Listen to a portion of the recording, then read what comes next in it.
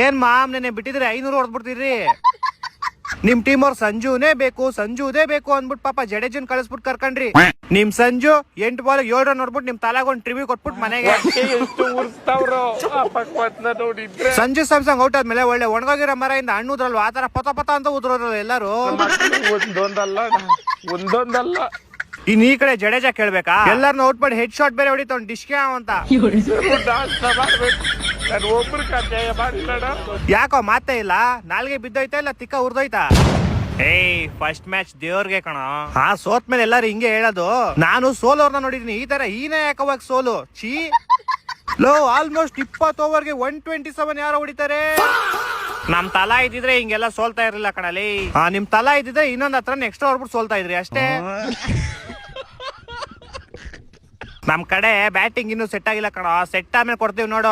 ನಿಮ್ ಬಾಲಿಂಗು ಬಾರಿ ನೋಡ್ಬಿಟ್ಟು ಬಾರಪ್ಪ. ಚಿಕ್ಕ ಹುಡುಗ ಸೂರ್ಯವಂಶಿ ನಿಮ್ ಗಾಕ್ ಅನ್ಸ್ಬಿಟ್ಟು ಹೋಗ್ಬಿಟ್ನಲ್ಲೋ. 15 ಬಾಲ್ 50 ರನ್ ಹೊಡೆದ್ ಬಿಸಾಕ್ಬಿಟ್ಟ ನಿಮ್ಗೆ. 52ನೇ ರನ್ ಔಟ್ ಮಾಡಿದೀವಿ. ಹಂಗೆ ಏನ್ ಕಿತ್ತಾಕೊಂಡ್ಬಿಟ್ರಿ, ಏನ್ ಮ್ಯಾಚ್ ಗೆದ್ಬಿಟ್ರ? 12 ಓವರ್ ಮುಗಿಸ್ಬಿಟ್ಟು ಹೋದ್ರು ಅವ್ರ ಮನೆಗೆ.